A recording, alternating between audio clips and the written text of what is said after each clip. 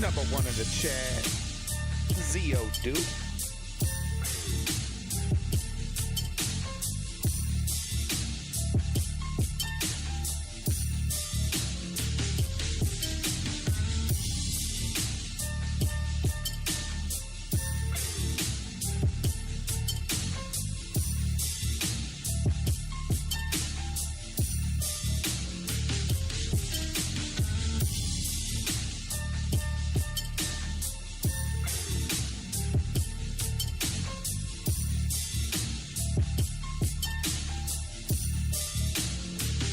Welcome back in this motherfucker, Ken Goblin.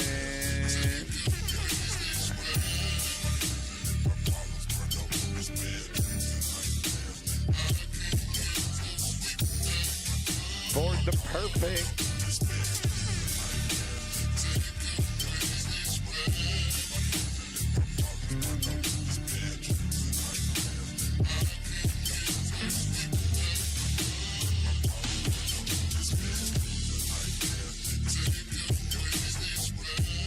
We are listening to Shinigami Tenshi South Day Vibe full album. That is After Nightmares. Opening track on South Day Vibe. Nice hat. Nice profile. Get it.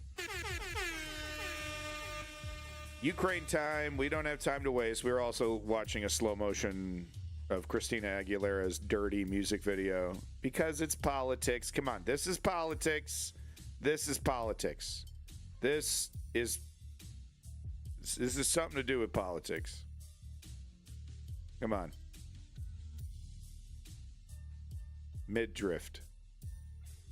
Politics. Yeah, only Ukraine today. Let's get to it.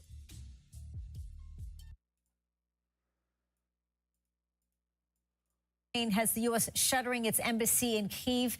Ukraine used American-made ballistic missiles on targets in Russian territory yesterday, and it's widely being reported that it came only after the United States authorized it. Crystal Mansing is in London now with a closer look. So, yeah, first off here, you know, the narrative is, it's really great.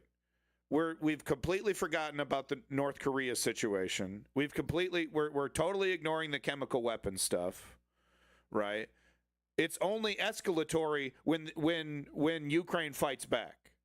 That's the fucking narrative.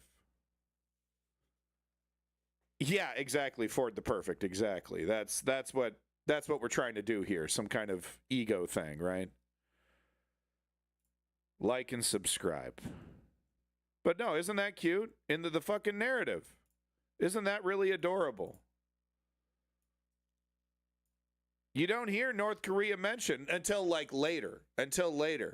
But it's never like Ukraine in response to Russia's incredible escalatory actions by bringing in North Korean troops. Hey, thank you, female eunuchs. Right? It's only escalatory when Ukraine does it. Oh, and now they're threatening nukes. And there's no mention of the fact that Russia's been threatening nukes the whole goddamn time. Either through surrogates or through fucking, rhetoric, tiptoeing around it, moving missiles around. Now they're going to do it. Now they changed their doctrine that says if a country that's supported by another country.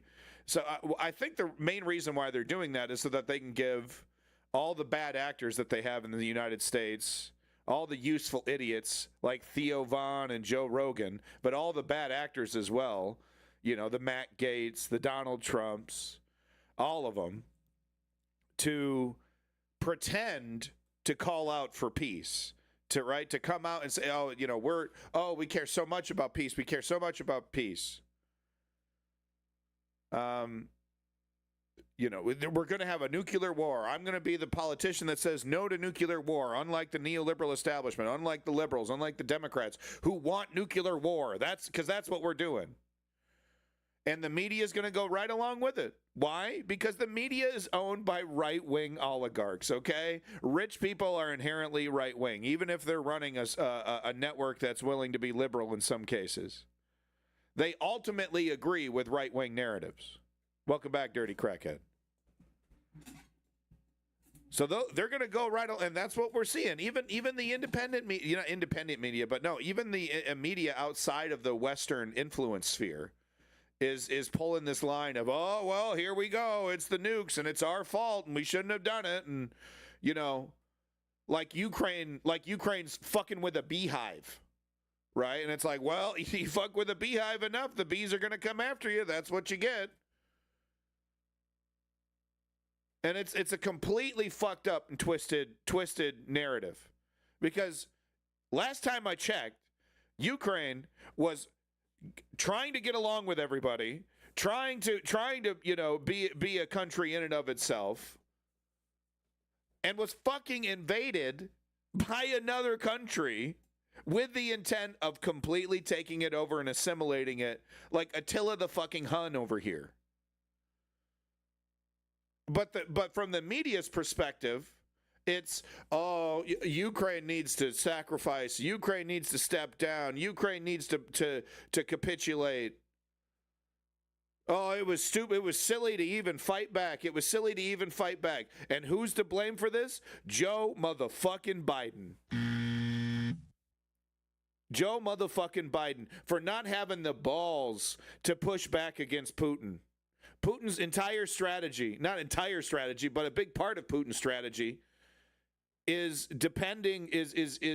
knowing that the Western democracies are incapable of making decisions quick enough to actually hinder what he's doing. And now, in the 11th hour, when the Russian economy is incredibly weak, I got an article about it, when their troop counts are dramatically low and Ukraine is killing over 1,000 Russian soldiers a fucking day, when the Russian military is on its goddamn knees, here comes the savior of dictators, the savior of tyrants, Donald Trump, to make it all better for Pootie Poot, when he could be standing on his fucking skull, dude. Donald Trump could wipe the fucking floor with Russia if he wanted to, but he'd rather be a bitch. And just like Joe Biden, I mean, goddamn, man, goddamn, he honestly thinks the American people would find it a bad thing for him to assist Ukraine in their independence. Could have had this wrapped up by Christmas last fucking year. Oh, we can't put boots on the ground. Oh, we're going to escalate. Oh, we're going to escalate. Oh, we're going to escalate. What kind of nutsack is that? Because you know what the response should be? Oh, what if Russia fires a nuke? Then we will obliterate them. Not, oh, well, we're going to, oh, I don't know. Oh, well, we don't know. Oh, no. We don't acquiesce to bullies last time I checked. But no, I guess we do now. It's American policy. The bullies win. And this is somehow supposed to lead us to fucking freedom globally? To more democracy? More liberty? We might as well just put chains on our fucking selves right now.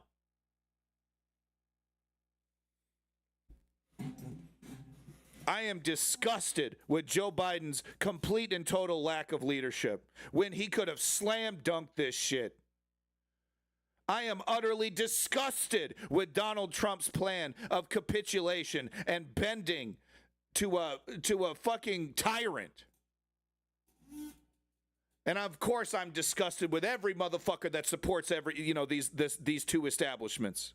Still, in the face of such epic fucking failure. Welcome back, Borderline Feline. Welcome back, Never Forget, brother. Zelensky is going to be put in a very hard position. And Russia is going to lick its wounds, build up its army, and finish the fucking job. Maybe in 5 years, maybe in 10 years, who knows when. Maybe even sooner, right? Why not do it while Trump's still in there, right? Take a couple years off, push it hard into Kyiv, knowing that the U.S. hasn't had the back of the Ukrainian government, that they haven't been able to restock. But that's what is likely to happen. Is that Trump is gonna starve Ukraine. He's not going to see this as an opportunity to push back against Russia, to push back against China. I mean, I got a TLDR lined up talking about how Trump is trying to devalue the dollar. We got all this evidence of Russia influence in this party. I mean, Americans have no fucking idea what they're in for. They're in, you know, the boomer generation on down has never ever experienced what might be on the horizon here. I'm not just talking civil unrest, but I'm talking a real legit war. Because if we don't go to war to defend our dollar, then we're not going to war. Then we're going to allow our country to be superseded. It was always my understanding that the military-industrial complex was protecting the strength of the dollar overall, above all. No one ever thought that, well, what if America just eats its... Well, no, that's not true, because that's exactly what Russia is thinking is going to happen. That America is going to fall to a dictator. It's going to turn into an autocratic government. That's what they've been predicting for decades. They think they're getting Reagan. UK has joined Biden's stupidity too, allowing Ukraine to fire Ukraine. No, it's not stupid to be firing missiles into Russia. It's not stupid in the least. What's stupid is that it's coming 2 months before Donald Trump is gonna kibosh the whole thing. It's not fucking stupid to give Ukraine every fucking tool it needs within the, outside of nuclear and chemical, but giving them everything they need to fight back against these bastards. And yes, putting U.S. boots on the ground to relieve Ukrainian troops on their northern and western borders so that Ukrainians can get on the front lines.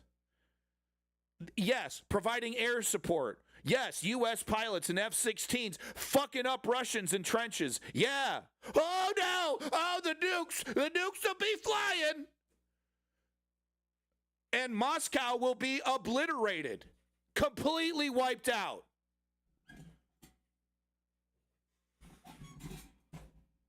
No one talks about that. It's the Russian narrative of we get to fire nukes and no one's going to do shit about it has saturated the narrative. The defeatists and capitulators have won in that aspect. Oh, if Russia fire nukes, if Russia does that, yeah, it will be obliterated. Moscow will cease to exist. It'll be a fucking crater if they launch a nuke at us. Now, if they were to launch a nuke within Ukraine, well, calculation changes. But none of that matters. The defeatists are here to quickly and enthusiastically get on their knees and help out a dictator whose army has been crippled, whose economy has been fucking destroyed.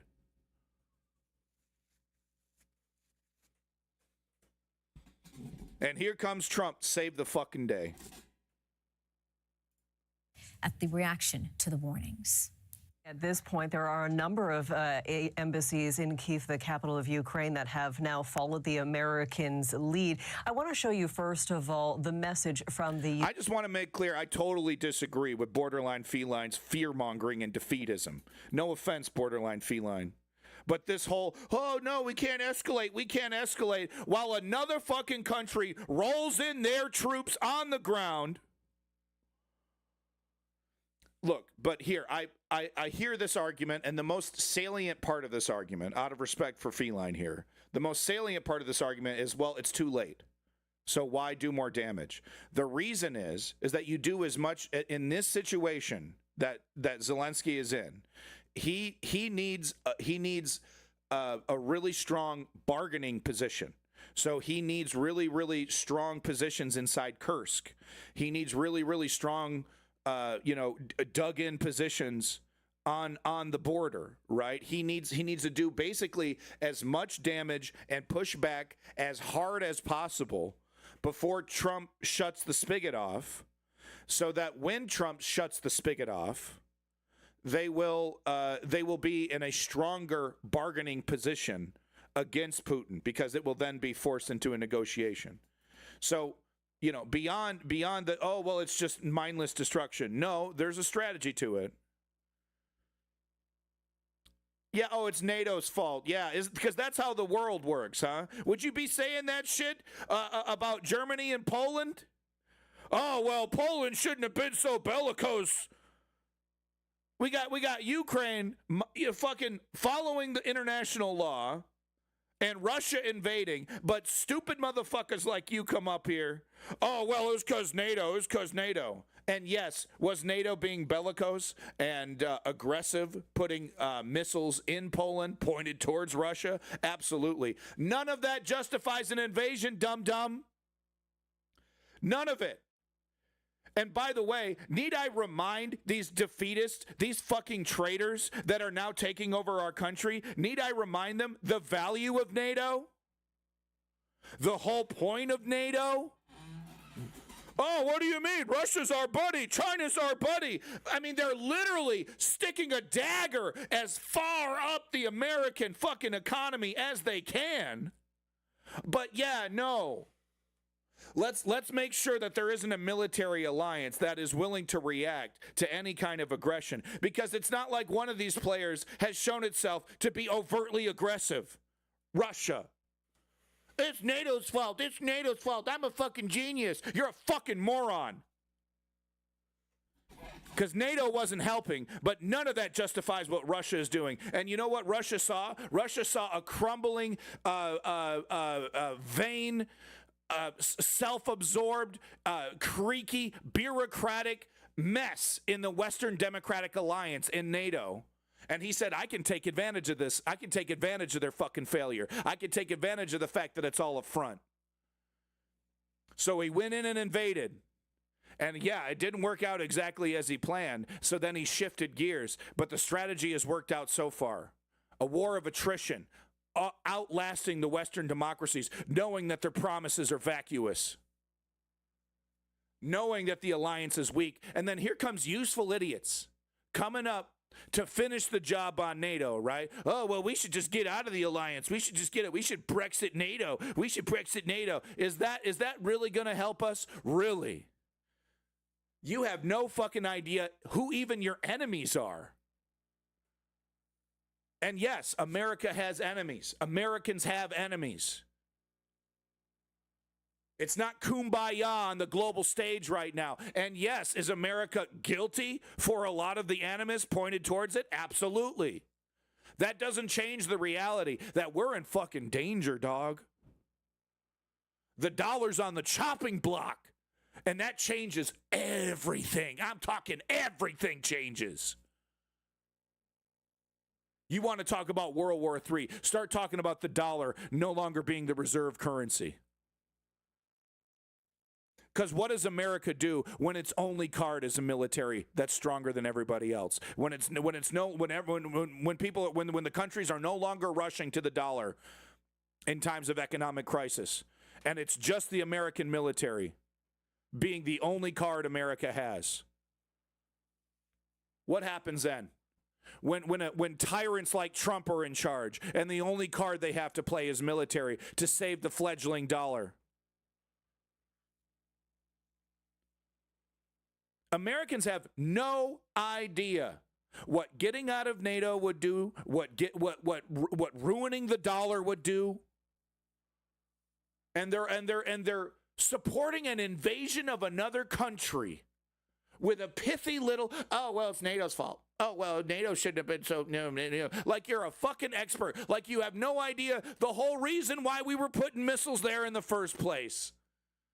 And let me tell you something. The Polish government and the Polish people want those fucking missiles there. And there's a good goddamn reason. U.S. Department of State giving a little bit more information. I can put it up on screen. I can read a part of that to you as well. It noted that the United States had specific information about a potentially significant air attack on November 20th, saying that the embassy will be closed and recommends all U.S. citizens be prepared to immediately shelter in the event of an air alert being announced. So the embassy, the U.S. embassy in the capital being paused, services not being offered right now. I can say that the Spanish embassy has followed suit, and there's also now a warning for Canadians. The Canadian government travel page has added that American alert to its page and has suspended in. Yeah, America is not the world's friend, and that's a big problem. You know, but the American people are in a position, you got to choose the devil to deal with. Would you rather deal with your own government, or would you rather deal with China or with Russia? Most likely China, though. Is that really the calculation you want? You think China gives a fuck about you marching in the streets? You think China gives a fuck about your starving kid? History started before 2015. What the fuck are you even talking about? You're still trying to justify your NATO justification for Russia's invasion? I should give you the motherfucking boot right now. Useful idiot. Person consular services in Kyiv. You know what was happening in 2014? Russia was invading and taking a chunk of fucking Georgia. You know what they've been doing ever since? Invading the Georgian government using a party called Dream and implementing authoritarian, tyrannical fucking policies and absorbing the Georgian country. That's what was happening in 2014. So don't be fucking talking to me about history time for 2015. You don't know what the fuck you're talking about. Please be right about the Georgian invasion in 2014, please. So a number of embassies following that American lead. At this point, we don't have any other details about a significant strike on Kyiv today. It's worth noting that, Angie, of course, there are continuous strikes on the capital, but interesting and significant. I think was 2014 the Crimean invasion? Was 2014 the Crimean invasion? Hold on. Okay, so I'm getting Crimea and Georgia mixed up. So sorry. But that's what Russia was up to in 2014. So don't give me that motherfucking bullshit about history started before 2015. You don't know what the fuck you're talking about. You think putting your guard down next to these tyrants is going to help? Putting a capitulator and defeatist in charge? I'm going to make a deal. I'm going to make a deal. Oh, he's going to make a fucking deal, all right. That amateur has no idea what he's getting into. He's getting played like a fucking Game Boy, Donald Trump. And there's never been a more powerful human being on planet Earth. Thanks, Supreme Court. This is I keep saying it, and and people aren't going to start believing me, I guess, until they start feeling it. This is the worst case scenario, bar none. The villains have won. The bad guys have won. You know when you read like a Marvel comic or something, and it opens up with the heroes have lost. Yeah, that's where we're at. The heroes have lost. Bernie Sanders stood down. AOC didn't stand up. And then the rest folded. Joy. Fucking joy.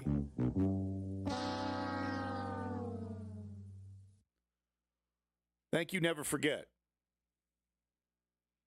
But it's a lot of it's not just conservatives that need to sometimes get slapped across the face before they realize, hey, I need to act. I need to do something. But we are in that moment. It is now. And for Ukrainians, oh man, it's existential. The best Ukraine can hope for is that they get to keep, the rest of their country, but they're going to have to hand over the Donbass. I always forget the fucking name. Ugh. But of course, Crimea as well, that whole region. I always forget the fucking name. Starts with a K. Move for the Americans to put out such a notice, and then for so many embassies to follow suit and stop offering in-person services today. Yeah, indeed, as you say, of course, coming on the heels of now the United States, of course, allowing Ukraine to use, arms, those ballistic missiles that were manufactured in the U.S. Yeah. With that being said, of course, but that's the deal. That's the deal that Donald Trump was going to make everybody fucking make.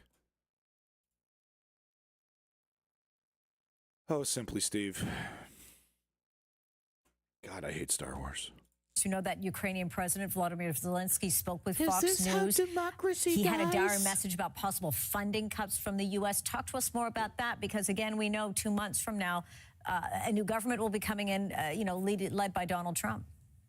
It really is uncertain times for Ukraine, and the Ukrainian President Volodymyr Zelensky expressed that. He was asked by Fox News Channel's Trey Yingst what potentially could happen if American support is either reduced or cut altogether. Take a listen to how he answered that.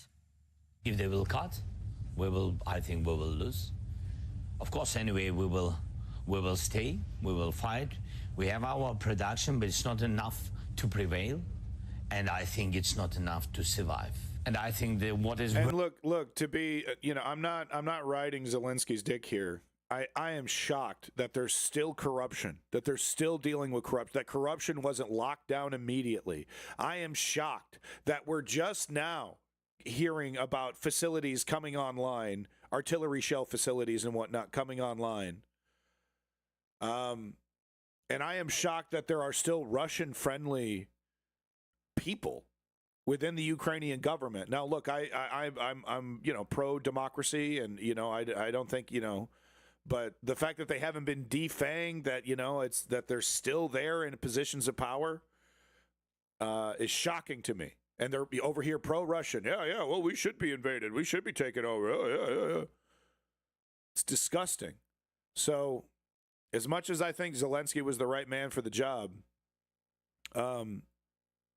I mean, and knowing that Ukraine was one of the most corrupt countries on planet Earth, before the start of this fiasco, not exactly blaming Ukraine because it was controlled by Russia, and that's how they like their vassal states. They like them totally corrupted and totally pliable, Look at Belarus. But just to not meat ride Zelensky here for a minute, the corruption is unbelievable still. That any of it is happening. I mean, I keep repeating that false information. I didn't say the most corrupt. I said one of the most corrupt, Kem Goblin. I said one of the most, and I said that specifically because we already had that argument months ago. Ukraine was one of the most corrupt countries before this whole goddamn fiasco started. I don't care if we disagree on the amounts. It was up there. It was on the list. And Zelensky did not do enough to stamp that down, to shut that out. There's still worries of, this person in charge of this not buying enough of that, pocketing money here or there. It's shocking. I just need to point that out. I'm not totally happy with Zelensky's performance. I'm pretty happy with it, quite frankly. He's no Saddam Hussein. Exactly, Kem Goblin. I don't even really blame. It's not like I blame Zelensky for the corruption. Like I said, this is how Russia likes their vassal states. Nice and corrupt. Nice and pliable. Nothing but yes men up and down, right? That's what Russia prefers. So that's the state that they created in Ukraine when they had total control. Before Zelensky's election, when the Ukrainian people said, we want to go in a different direction. But just to, get off the meat here, I don't think Zelensky did enough about corruption since the start of the war. Very dangerous if we will lose unity in Europe, and what is most important, unity between Ukraine and the United States. The U.S. Just announced that it would be providing Ukraine with more support. It will be sending over anti-personnel mines. Great job, Joe. Nice and late, right as you're walking out the door. Oh, maybe people will think I'm cool. No. Should have done this shit years ago, dude. I mean, you suck. You suck so hard. That is incredibly controversial. They decided previously not to do that. Anti-tank mines were provided. Anti-personnel mines are contested all over the world. Canada, in fact, in 1997, led a world treaty to stop the use, production, and storage of those weapons because of their indiscriminate nature. Ukraine has said that they would only deploy them on their territory and not in densely populated areas. Meanwhile, Russia ensuring that Ukraine is the most mined fucking country on planet Earth. Russia using more mines than any other battlefield in history. But Ukraine over here, oh, can you believe that they would even want to use anti-personal mines? I can't believe that they would even do that to just get to go, man, these merciless monsters. I'm exaggerating a bit, but I'm so fucking tired of the fucking media. I mean, clowns like Trump play the media like a keyboard, you know? Like it's an instrument. And it's the only mode they know how to operate in because it's this for-profit mode.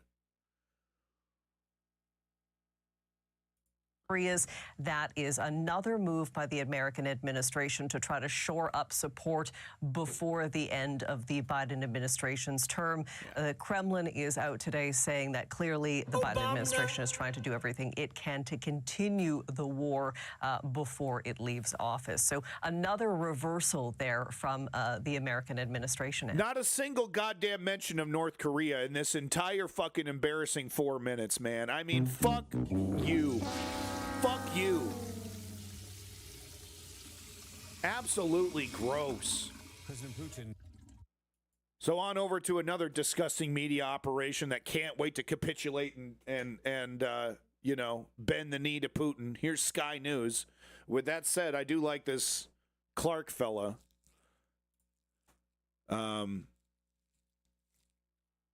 He's always been pretty even-handed.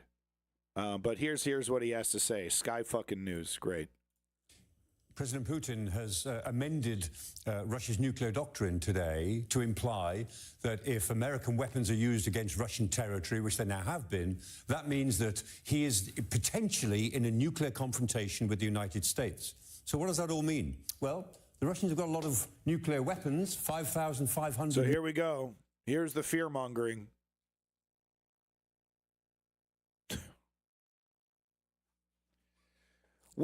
What is the lesson learned if you're Putin?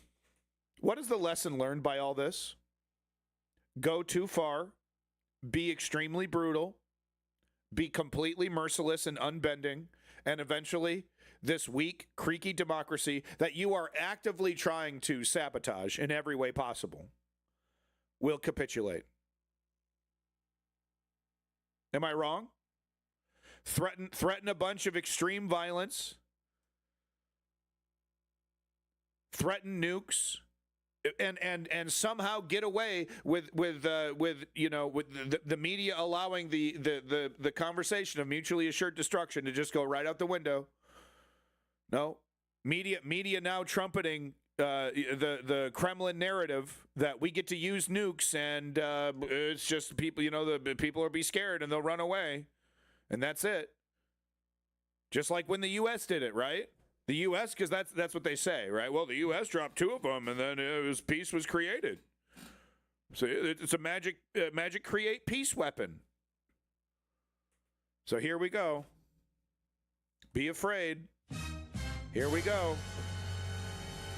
This has always been on the table, by the way, since the very fucking beginning. And I recall weeks into the conflict. Oh, well, if you push back against us using American-donated weapons, well, that basically means we're at war with you. Whoa, whoa. It's nothing but rhetoric. And then TYT over here talking about, I don't know, Putin seems pretty irrational. I don't know. Absurd. That's just beyond absurd. Sure, okay, maybe Putin's a total madman. Yeah, I don't care if I get melted.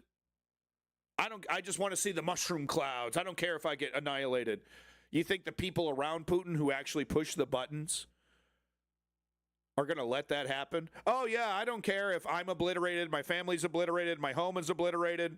Yep, I love Putin that much. I love that I'm a fanatic.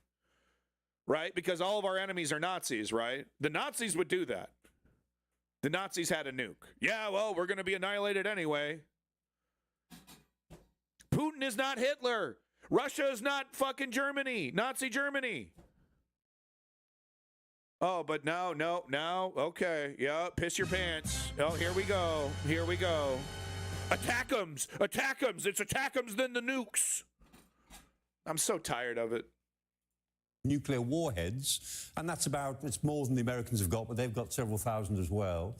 What's more important... Yeah, how many of these fucking actually work? And we're not even going to mention that, right? And I get why you wouldn't mention it, because how can you prove what it does and doesn't work? Even though we had an example just a couple months ago of how they don't fucking work.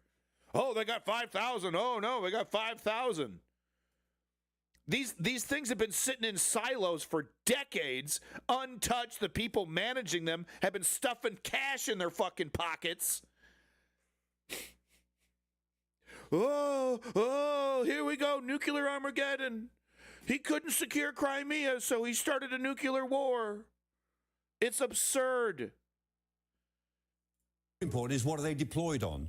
The Russians have got them deployed, about 1,700 of them, and again, that's only about 200 more than the United States. And they have them on a triad of land-based ICBMs, intercontinental ballistic missiles, ballistic missile-firing submarines, and aircraft that can launch cruise missiles or whatever with nuclear warheads. So they've got about 1,700 deployed, and again, the United States is only about 150 behind that. Both sides. Yeah, no, we can assume that a couple hundred.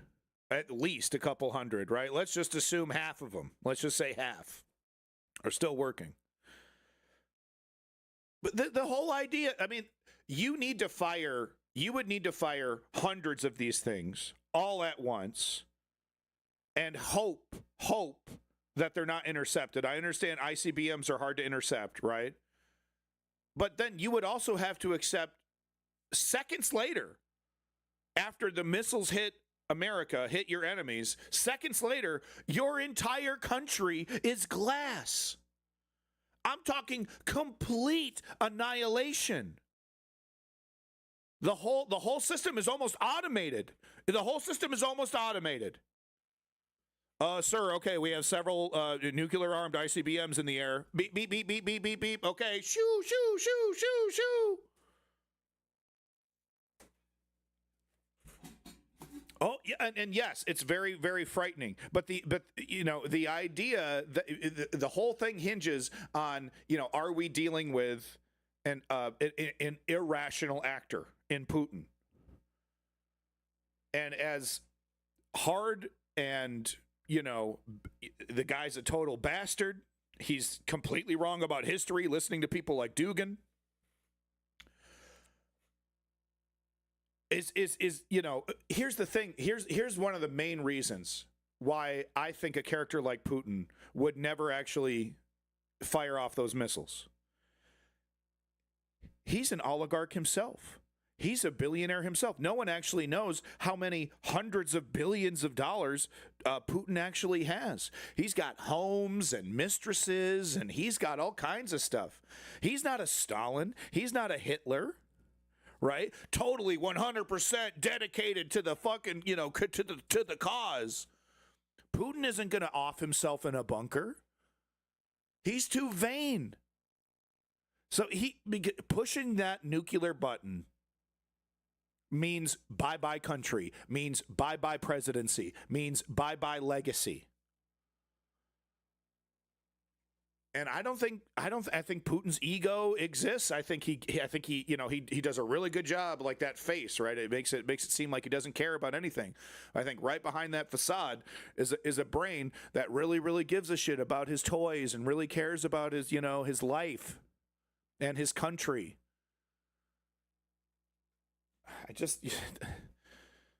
So we can't risk it. We can't risk it. We can't risk it.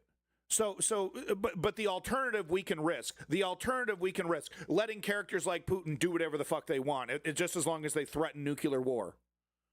Yeah, well, that's the only choice, I guess, yeah. I've kind of walked myself in a corner, and now I'm capitulating to dictators, but okay, here we go. Oh, it's NATO's fault. NATO's fault. And we should destroy NATO next. Yeah, we should destroy one of the final alliances, stopping these monsters from fucking hurting us directly. Have so many nuclear weapons they could destroy each other several times over. The land-based ICBMs are the most interesting and the most potent. And if we look at where they are, and we're looking at Russia here, but remember, this is always a mirror image. The Americans have got everything more or less the same as Russia. Their ICBM bases are in Russia, and those ICBMs would fly, if necessary, to America. Now, they won't go over the United Kingdom, because if this was a globe, they would go over the North Pole. As indeed American weapons from bases in Northern America would go over Canada, over the North. Goober, I wouldn't call it a disaster. That's not a fair description. Disaster is not a fair description, but it is fair to say that Ukraine very slowly is getting pushed back in key areas of the front line. But Russia still hasn't secured Pokrovsk, okay, and they still haven't gotten Ukraine out of Kursk. So Ukraine's is going to be holding a portion of Kursk, likely a larger portion of Kursk, since the goddamn leash has been, removed. So Ukraine's probably going to take bigger chunks of Kursk. It's not fair to call it a disaster, but it's not a win. It's not like, Ukraine's pushing Russia back. Ukraine is getting pushed back slowly. They are making strategic retreats. This is not a rout. A rout would be a disaster. So I just think we should be careful with the language right now, because saying it's a disaster on the front lines for Ukraine is basically the Kremlin narrative right now, and that does not reflect the reality. Holy shit, I just spit. My God. Sorry, folks. I'm ravenous. I'm literally fucking spitting. I'm drooling. Pole into Russia. Rap that. Takes about 20 what am I minutes. rapping? Am I rhyming? What's happening? That one side would have to react to the other. And if we think about the ranges of these things, if we assume Moscow as a starting point, which it isn't, because these bases are elsewhere, but if you just think of it, the range is about 6,000 miles. It can reach, the big long-range weapons can reach everywhere. And if we're talking about ballistic missile submarines, it could be in the Norwegian Sea, it could be in the Bering Sea, might even be in the Atlantic. So potentially, Russia and America can reach each other, the whole continent, anywhere, at any time, more or less, in the world. That's what they've got. Oh my God, what is this, in the 1950s? What the fuck is this? What are we watching? Yeah, this has been the reality since any of us have been born, by the way. Hi. Now, the point about all of this is that this is the way it was in the mid-1970s, and it hasn't changed. Technically, it hasn't changed for 50 years. They've modernized their forces, but they're still basically structured in this way. What has changed is that the arms control regime that built up in the 1960s was quite powerful. That regime has been whittled away and is almost now non-existent. And so the arms control agreements that used to build predictability into all of this have now more or less disappeared. And that's what makes President Putin's statements more reckless these days than they were, say, a year ago. So just right into the narrative, right into the narrative, right into the fear-mongering, right along with it. Man, I just lost a lot of respect for this guy. I really did right now.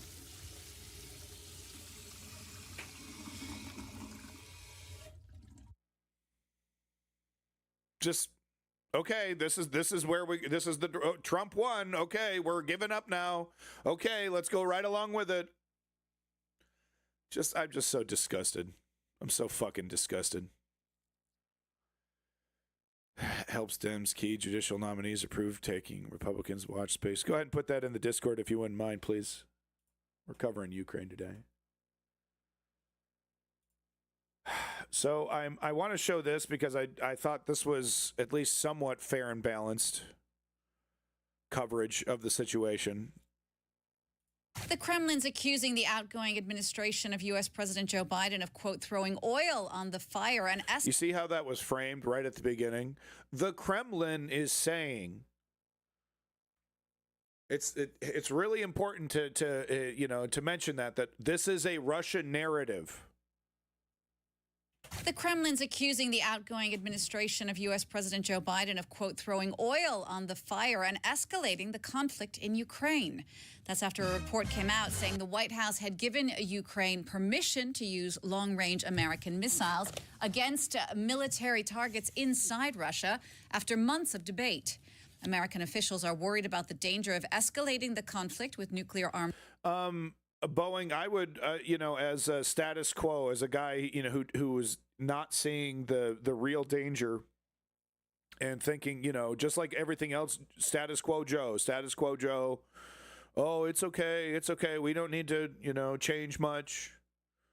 Just reassurance. It's all going to be okay. It's all going to be the same. Nothing's going to change. I'm not a change candidate. So maybe that's how Boeing. Oil on the fire. That's exactly what Biden is doing. Yeah, here comes with all these newbies coming in with the same fucking narrative. Isn't it cute? You're being is that what it is, right? Dark Smile. Oh no, it's going to be NATO and Biden's fault if Russia continues to invade Ukraine. Pathetic. Just utterly pathetic.